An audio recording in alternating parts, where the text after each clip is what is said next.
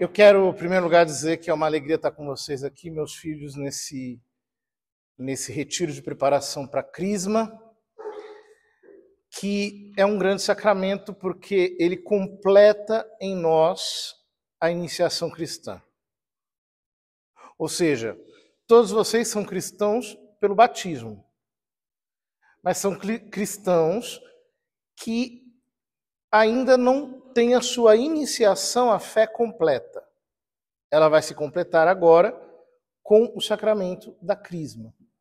Por quê? Porque há uma diferença entre nascer e crescer. O batismo é o sacramento do nascimento. A Crisma é o sacramento do crescimento, da maturidade. E essa maturidade implica numa disposição de viver e sofrer por Jesus Cristo.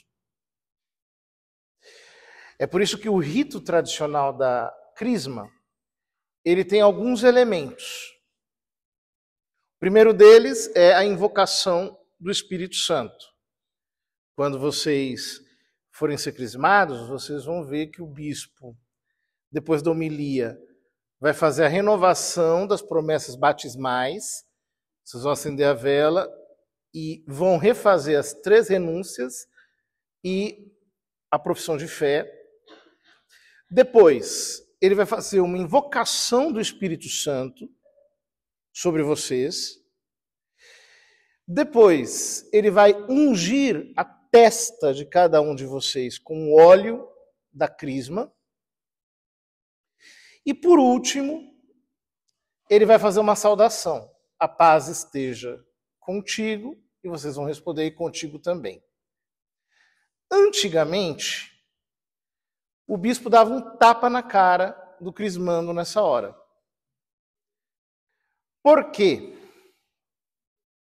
Porque ele é um soldado de Cristo, a partir do momento em que ele tem a sua fronte ungida. Veja que a unção é na testa, é na fronte, para dizer, eu não sou um cristão anônimo, eu não sou um cristão, digamos assim, cripto. Eu sou um cristão público, eu professo publicamente a minha fé em Jesus Cristo. E aí, o tapinha significava, então, vamos lá, vamos endurecer esse rosto, porque você precisa ser um soldado que vai lutar nessa igreja, que é a igreja militante. É a igreja dos combatentes, daqueles que estão combatendo por Nosso Senhor. Notem que na carta aos Efésios, São Paulo diz, no capítulo 4, algo a esse respeito. Ele diz, a alguns ele concedeu serem apóstolos, a outros profetas, a outros evangelistas, a outros pastores e mestres, para capacitar os santos para a obra do ministério, para a edificação do corpo de Cristo, até chegarmos todos juntos à unidade na fé e no conhecimento do Filho de Deus, ao estado de adultos, à estatura do Cristo em sua plenitude. Então não seremos mais como crianças, entregues ao sabor das ondas e levados por todo o vento de doutrina, ludibriados pelos homens e por eles com astúcia, induzidos ao erro. Ao contrário, vivendo segundo a verdade, no amor, cresceremos sob todos os aspectos em relação a Cristo, que é cabeça. Vejam como São Paulo explica a diferença entre ser uma criança na fé e um adulto na fé. Ele diz que Deus quer que nós sejamos adultos, que nós cheguemos à maturidade de Cristo, para não sermos como crianças, levados por todo vento de doutrina. O que acontece, meus queridos? Nós estamos vivendo num tempo em que o cristão está exposto a uma tempestade de doutrinas, a uma tempestade de ideias erradas sobre Cristo, sobre a igreja, sobre os próprios homens, sobre nós mesmos. Quando nós, por exemplo, ligamos a televisão, ou quando nós nos sentamos numa sala de universidade, ou quando nós nos expomos ao ambiente público, nós não vamos ouvir algo que esteja conforme à nossa fé. Nós vamos ouvir o oposto disso. E o oposto disso, cheio de fogos de artifício, de brilho, de luz, de música, de encanto. E muitos, eu diria, a maioria dos cristãos da nossa geração, permanecem sendo crianças. Ou seja, seguindo as modas, seguindo os ventos de doutrina, tais como eles vão se aparecendo aí em todas essas ocasiões que eu mencionei. Por exemplo, ontem eu assisti um filme muito bonito, chamado O Diálogo das Carmelitas. É um filme inspirado num romance do Bernanos, chamado A Última do Cadafalco. É a história das carmelitas mártires de Compiègne, na França.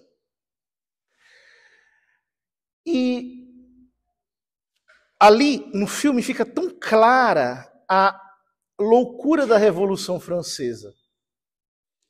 Como eles queriam, de qualquer modo, encontrar, né, desculpas para dizer que as pessoas estavam traindo a República. As irmãs queriam apenas rezar, queriam apenas seguir a regra do Carmelo, queriam apenas viver segundo o espírito de Santa Teresa. Mas os revolucionários achavam aquilo reacionário, intolerável, achavam que era uma superstição odiosa, era fanatismo, que ninguém deveria viver daquele modo, que não havia separação ou distinção entre superiora e irmãs, filhas, etc. E o que eles fazem em nome disso? Eles matam. Eles matam. A maravilhosa firmeza com que essas carmelitas enfrentaram o martírio mostra apenas para nós o quanto Deus pode fortalecer a nossa alma para sermos cristãos em toda e qualquer circunstância. Por exemplo, há um outro filme chamado Cristíada, em que se conta a história dos cristeiros no México, como eles tiveram que lutar pela fé, porque havia se instaurado um estado de perseguição religiosa no México. Um governo ateu que queria suprimir a religião. Hoje, esse mesmo estado de perseguição se apresenta diante dos nossos olhos, mas de maneira mais discreta. É muito interessante que, se nós olharmos para a Revolução Francesa, nós temos duas fases que parecem ser antagônicas, uma contrária à outra, mas que, na verdade, elas são duas fases do mesmo processo. A primeira fase, que é conhecida como Revolução Francesa mesmo, eles matavam os cristãos, matavam os padres que não juravam a constituição civil do clero, matavam as religiosas, era uma coisa cruel. Quando veio Napoleão, ele fez o contrário. Então o que ele fez? Ele abriu conventos, dava dinheiro para as pessoas na igreja, desde que elas fossem liberais, desde que elas fossem corrompidas, desde que elas seguissem, de alguma maneira, a colaboração com a revolução. A perseguição é a mesma. Os meios para perseguir mudam. No primeiro momento era a morte. E no segundo momento é a corrupção. Ou seja, é a tentativa de corromper a consciência dos cristãos. Hoje nós vemos um tipo de perseguição mais ou menos assim. Ninguém, em princípio, será levado ao martírio por ser cristão no Ocidente. Mas, se você for firme contra o aborto, contra a ideologia de gênero, contra uma moral depravada, contra essas ideologias que vão nos ensinando o tempo todo por aí, de revolta, de divisão, de discórdia e assim por diante, você será relegado a uma posição que nós chamamos de ostracismo. Ou seja, você vai ficar de lado, vão te deixar de lado. Em todos os ambientes em que você viver. Se você for um cristão autêntico, há uma grande chance de você ser silenciado, invisibilizado, desprezado, hostilizado socialmente, porque estas são as ferramentas contemporâneas de perseguição. Porque sempre vai ter aquele que não vai ter a fortaleza necessária de manter não apenas a sua posição a favor de Cristo, mas a sua oposição àquilo que choca com Nosso Senhor, no seu ensino, na sua doutrina, e que vão fazer uma espécie de harmonização. Não, eu sou católico, mas eu não sou tão radical assim. Eu sou católico, mas, veja bem, cada um é livre para escolher o que quer, cada um... Olha, se a mãe escolhe matar o seu filho, quem sou eu para interferir nisso?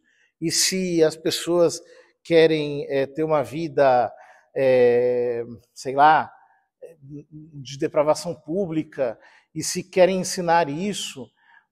Poxa, deixa, né? Não tem problema.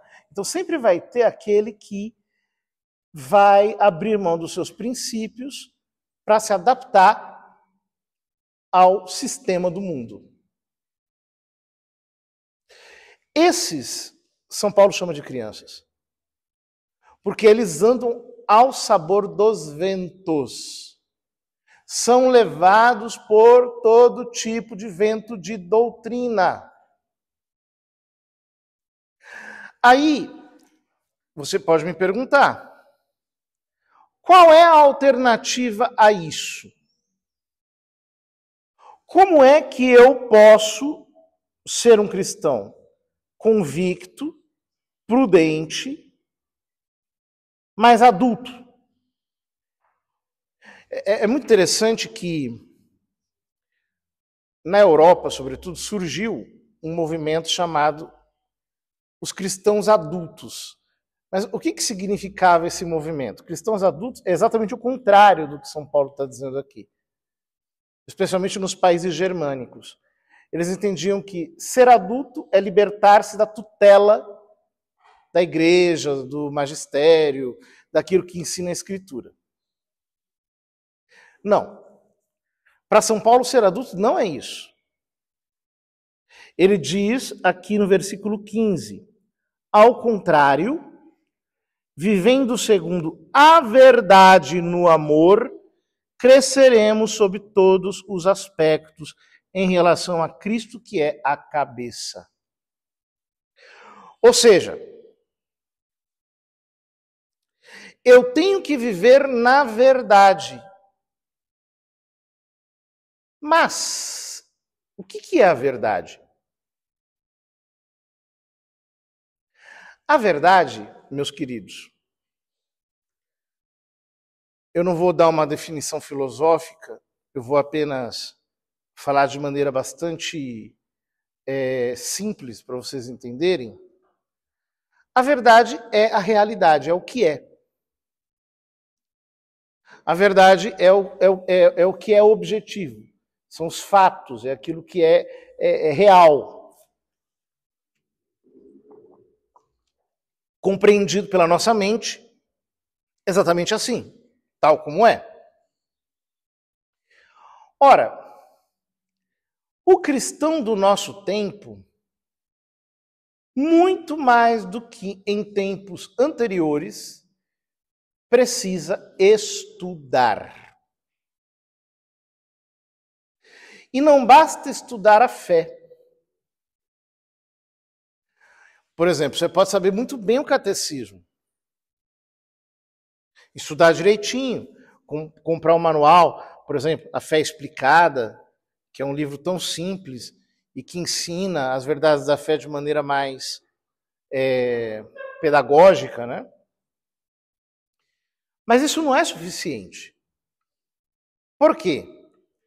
Haverá alguém que vai chegar com um argumento para tentar desmoralizar a fé que você aprendeu no catecismo. Então, por exemplo, virá alguém para desconstruir a Sagrada Escritura com 1001 argumentos, e você vai ficar perdido. Porque você não sabe hebraico, não sabe grego, não conhece a história da Sagrada Escritura, e aí vai chegar alguém com um monte de dados e você vai ficar confuso, como mínimo. Aí você vai falar sobre a igreja, você conhece a doutrina sobre a igreja. E vai chegar alguém com uma visão histórica distorcida sobre a igreja para te convencer de que a igreja é a razão de todos os males do mundo. E aí as calúnias contra a igreja são absurdas, né? Desde que ela se corrompeu no governo de Constantino, imperador de Roma, até de que ela era uma instituição assassina e que matava pessoas em massa, até que ela roubou não sei quantos bens e assim por diante. E diante de autores que são caluniosos, você vai ficar confuso. Aí vai chegar alguém da ciência e vai dizer assim: olha, essa história de Deus é tudo uma bobagem. Na verdade, tudo é matéria. É matéria que se organiza. Tem nada de espírito. Tudo é matéria. Aí vão chegar outros com outras propostas religiosas para vocês, dizendo assim: esse negócio de catolicismo é uma coisa antiga, você não tem que fazer isso. Eu tenho aqui um caminho muito melhor. Vamos fazer aqui umas meditações, uns rituais, uma coisa mais VIP, mais cool. E aí vocês vão ficar assim um pouco perdidos, talvez se sentindo obscurantistas, supersticiosos. Como é que nós nos orientamos no meio desse caos, no meio desses ventos? Como é que nós nos orientamos? Nós nos orientamos estudando não apenas a doutrina, mas estudando também as respostas que na igreja nós temos para todas estas alternativas contemporâneas. Saiba, não há problema contemporâneo ao qual a Igreja Católica não tenha respondido adequadamente. Tudo isso é uma questão de estudar. Nós hoje temos à nossa disposição tanto material, tantas vias de acesso a conhecimento, canais dedicados ao estudo da história, por exemplo, da história da igreja, que vão lá e mostram, olha, veja bem, isso aqui está sendo adulterado, não é assim. As fontes dizem isso. Canais, por exemplo, que vão falar na relação entre a fé e a ciência, e vão dizer assim, olha, isso que este cientista está dizendo aqui, ele está extrapolando o seu método científico. Na verdade, estas premissas que ele apresenta não são suficientes para provar o que ele está querendo provar, por X, Y, Z. E eles vão demonstrar. Aí você tem, por exemplo, canais e livros que mostram qual é a posição católica diante de certos tipos de doutrinas, de filosofias, de espiritualidades. E hoje nós precisamos nos proteger, e não apenas isso, nós precisamos nos guarnecer com todo esse material que ele é ofensivo e defensivo. Vejam que vocês estão recebendo a crisma, e o crismando é aquele que assume o apostolado como estilo de vida. Em outras palavras, o crismando não é apenas alguém que tem que ficar sentado no banco da igreja, escutando, mas é alguém que tem que ir para a batalha, que tem que ir para o meio do mundo e conversar com todo mundo sobre a fé para tentar difundir a mensagem do Evangelho. Entre os parentes, entre os amigos, entre os companheiros de trabalho, entre os companheiros de escola. E Deus vai lhes dando a graça para que façam isso cada vez de maneira melhor. E inclusive com um impulso sobrenatural, se vocês tiverem uma vida de oração, uma vida sacramental. O pessoal diz que depois da crise muita gente não volta para a igreja. Né? Deveria ser o contrário. A crisma deveria ser aquele momento em que eu me assumo como católico, em que eu digo assim, agora ninguém mais me tira da igreja. Agora eu vou me firmar numa vida sacramental, eu vou me firmar numa vida espiritual, eu vou ter vida de oração, eu vou me confessar com frequência, eu vou comungar, porque eu entendi que eu não tenho apenas que salvar a minha alma, mas eu tenho que cooperar com Cristo para a salvação das almas em todos os lugares do mundo. Eu não posso me contentar apenas com eu ir para o céu. Eu tenho que arrastar muita gente para o céu comigo. Essa é a minha missão enquanto confirmado, enquanto alguém que recebeu o Espírito Santo para dar um testemunho público de Cristo. Vejam, na segunda carta aos Coríntios, São Paulo diz, lá no capítulo 4, que o Deus deste século, o Deus deste mundo, o Deus deste estado de coisas que é o demônio, cegou a inteligência dos incrédulos para que eles não vejam a glória de Deus na face de Cristo. E um pouco depois, no capítulo 10, ele diz que nós temos que pegar todo pensamento e o render cativo à obediência de Cristo Jesus. Dizendo que as nossas armas não são carnais, elas são espirituais e poderosas em Deus para destruir toda e qualquer fortaleza que se levante contra o conhecimento de Cristo.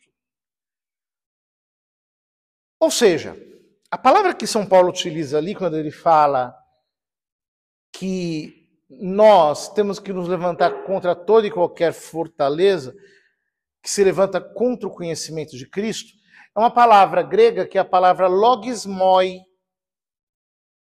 Logismoi, a gente traduz para o português como sofisma. Você sabe o que é sofisma? Sofisma é um falso argumento. Então, por exemplo, quando eu utilizo, por exemplo, uma explicação assim, isto é assim porque é assim. Eu não expliquei nada, mas eu estou apelando para a evidência que não é evidente. Isso é um sofisma. Né? Ou, por exemplo, quando eu digo assim, os pobres, não sei quem, não sei quem, não sei o quê. E aí eu faço uma generalização, como se aquilo fosse um fato. E parto de uma premissa falsa para daí tirar conclusões que eu acho que são verdadeiras. Nós temos sofisma o tempo todo, nós estamos como que numa espécie de tiroteio de sofismas. Quando São Paulo diz na carta aos Efésios, lá no capítulo 6, que a nossa luta não é contra a carne e o sangue, mas contra os espíritos malignos que habitam na atmosfera, que habitam nos ares. O que São Paulo está mostrando é que nós estamos no meio de um grande fogo cruzado, numa linha de fogo, de tiroteio de sofismas. E aí, a gente precisa se orientar no meio disso. E para isso, a primeira arma é o estudo. Mais do que ninguém, a igreja quer que vocês estudem. A igreja quer que vocês conheçam a fé. Conheçam a fé profundamente. A maior instituição de ensino do mundo é a Igreja Católica. Por quê? Porque Nosso Senhor disse, ide pelo mundo inteiro e ensinai a todas as nações. A maior instituição de ensino é a igreja. Então, ao invés de querer separá-los da verdade, ou isolá-los da verdade, o que a igreja quer é que vocês conheçam a verdade. Porque só a verdade pode libertar. Então estudem. Não façam como algumas gerações passadas de pessoas que falavam, não precisa, deixa eu apenas me ocupar com a minha profissão, deixa apenas eu me ocupar com o meu dinheiro, em constituir a minha família, e vai dar tudo certo. Porque nós não estamos numa espécie de paz ideológica. Nós estamos numa verdadeira guerra pelo pensamento, pelo controle do pensamento.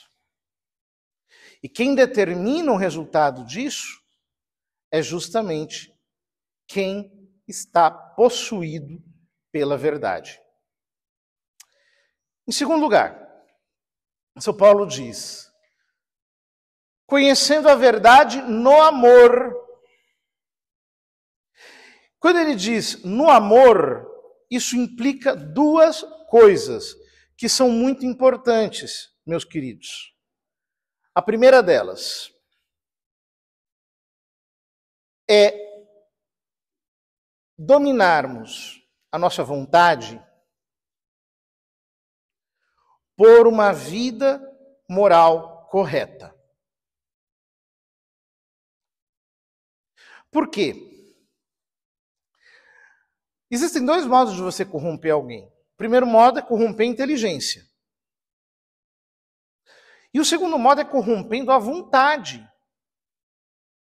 E como é que você corrompe a vontade de alguém? Você corrompe a vontade de alguém ensinando-o a pecar, a se depravar, a viver uma vida desonesta. Os corruptores da nossa geração, o que eles querem te dar para te distrair? Eles querem te dar droga? Eles querem te dar álcool? Hoje, o consumo de álcool está muito, muito excessivo no nosso país. As pessoas, quando eu era jovem, não era uma coisa bem vista, por exemplo, um jovem se embriagar. Hoje isso se tornou meio que normal. Jovens e adolescentes se embriagam assim, com uma tranquilidade muito grande. Sexo. Porque hoje em dia tudo isso é muito acessível. A pornografia está aí. Está acessível a um toque, a um clique. E aí você vai se enfiando naquele mundo pornográfico e vai aprendendo a ser dominado pelos seus instintos mais baixos. É como se a sua cabeça não funcionasse mais. Você funcionasse apenas a partir do desejo sexual e fosse atrás daqueles impulsos, daquelas compensações sexuais e fica ali perdido nisso. Antigamente isso era mais comum entre os meninos, porém cada vez mais está comum também entre as meninas. Porque há muitas moças que nos meios de comunicação vão ensinando as meninas a explorarem a si mesmas, o seu próprio corpo, e elas vão entrando num tipo de depravação mesmo, que as vai tornando, dia após dia, cada vez mais viciadas em sensações sexuais. O mundo de hoje oferece para vocês péssima música. Música de qualidade, assim, fecal. Esses batidões, essas coisas horríveis, que são realmente degradantes, remetem ao que há de pior. Digamos assim, é o lixo da cultura suburbana. O que acontece? Vocês vão consumindo isso, vão escutando isso, vão se deixando levar por influenciadores. Hoje em dia os influenciadores também controlam as nossas mentes através de jogos. Quantas horas perdidas com jogos? Você poderia gastá-las aprendendo inglês, francês, alemão, italiano, grego. Estão lá jogando o tempo fora com jogos inúteis que muitas vezes vão ser usados até por influenciadores para entrar na mente de vocês e de algum modo incutir esse pensamento libertário, totalmente cheio de um permissivismo horroroso, tudo pode, tudo é permitido, tudo é lícito, etc. Fala para mim, é ou não é este o cenário da juventude dos nossos dias? Quando você vai para a escola, não é isso que você encontra? Quantas meninas, por exemplo, já acabaram com as suas vidas? Porque vão aí passando de um lado para outro, vão se complicando e acabam entrando em becos sem saída, em relacionamentos horríveis. Quantos meninos também, ainda em baixa idade, já estão enfiados em tudo que é coisa ruim e já não conseguem mais sair daquilo. Nós cristãos somos chamados a ter um tipo de vida moral mais elevado. Ou seja, primeiro nós não podemos perder o autodomínio. Então, nada de coisas que nos tirem o autocontrole. Não vou ficar recorrendo a álcool, a drogas, a nada que me tire o meu equilíbrio, a minha sobriedade. Eu quero me manter limpo em relação a isso. Segundo, eu quero me preservar sexualmente. Por quê? A sexualidade é uma dimensão da nossa intimidade. É uma dimensão que alcança o nosso eu mais profundo. Porque um ato sexual é um ato de entrega, é um ato de abertura total a outra pessoa. Não tem sentido você se entregar na mão de pessoas irresponsáveis. Mas, ao contrário, faz sentido você querer um amor para a vida toda. Alguém que te valorize. Que não seja apenas uma relação hormonal. Porque quando a gente é jovem, vocês são muito jovens, estão aí no final da adolescência, digamos assim, grosso modo, os hormônios estão à flor da pele. Porém, é preciso que a gente se controle, porque vocês precisam de um amor para toda a vida. Não de pedágios amorosos que vão se tornando cada vez mais ferramentas de desgaste da sua afetividade. Se você pegar um durex, uma fita adesiva qualquer, e você for colando assim na parede, cola de escola, cola de escola, cola de escola, cola de escola. O que vai acontecer com essa fita? Ela perde a cola.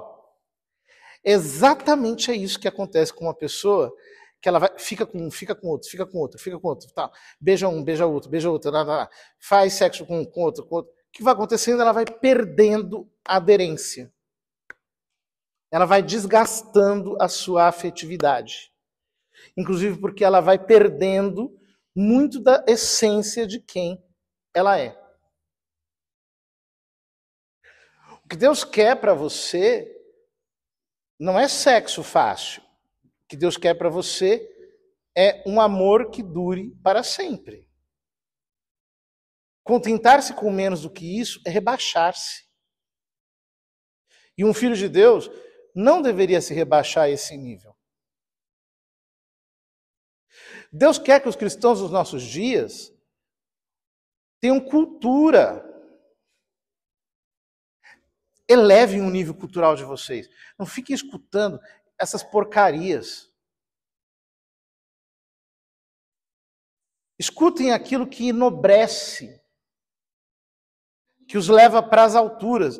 Aprendam coisas que são realmente de impacto na história da humanidade. Eu, por exemplo, gosto muito de ler, mas uma coisa eu já entendi. Eu não vou conseguir ler todos os livros do mundo. É impossível. Portanto, eu tenho que fazer uma seleção. Eu vou selecionar apenas os livros que valem a pena ser lidos. Porque são eles que importam. As grandes obras da literatura, da filosofia, da minha área, que é a teologia, é o que eu tenho que fazer. Agora, imagine se eu ficar perdendo tempo com folhetins de segunda categoria, com esses livretes que vendem nas bancas de jornais, muitos deles de um vazio terrível. Eu estou jogando meu tempo e a minha vida fora. tem um nível. Os cristãos do futuro deverão ser homens e mulheres cultos, de grande cultura humana, que têm realmente nível, categoria.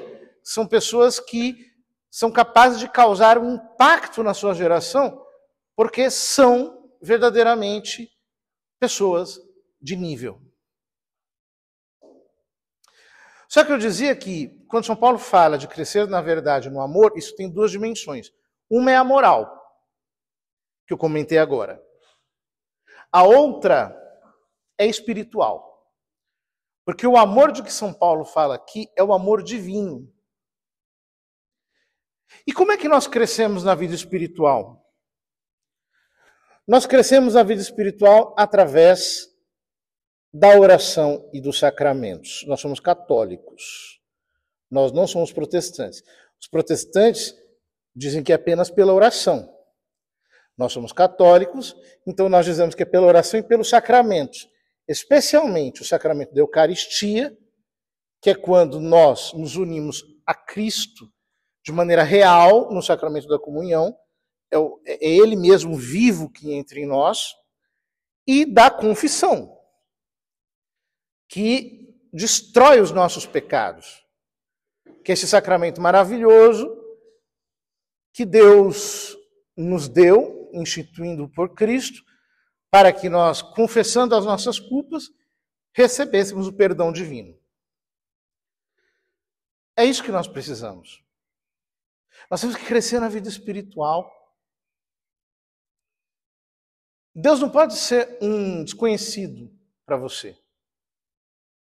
Ele não pode ser alguém que você conhece só de ouvir falar. Você tem que ter um relacionamento íntimo e amoroso com Ele. E de um amor fervoroso, forte. Um amor que queima. Se o seu coração não queimar de amor por Deus, você não conhece de verdade. O seu coração tem que queimar. Os discípulos de Emaús, no capítulo 24 de São Lucas, quando eles veem Jesus ressuscitado, eles dizem um para o outro: não é verdade que o nosso coração ardia enquanto ele nos falava pelo caminho? Nosso coração queimava. Nosso coração estava pegando fogo. E é assim que o nosso coração tem que ser, com Deus. Tem que ser um coração que pega fogo. Se nós tivermos uma vida espiritual verdadeira, meus queridos, Deus vai nos conduzindo. Ele mesmo vai nos dando todos os dons necessários. E tudo isso que eu falei, esse apostolado ao qual todos nós cristãos somos chamados, especialmente os crismados, os confirmados, ele vai desabrochar como um transbordamento da nossa vida de união com Deus. Todos nós precisamos ardentemente de uma vida espiritual profunda. E claro, nós obteremos isso por intercessão de Nossa Senhora. Nunca abandonem Nossa Senhora. Sejam sempre muito marianos. E se vocês tiverem uma união profunda com Maria Santíssima, ninguém vai roubar a fé de vocês. Pelo contrário, vocês terão a força necessária de se insurgirem contra o pensamento dominante para amarem Cristo com todas as forças até o fim.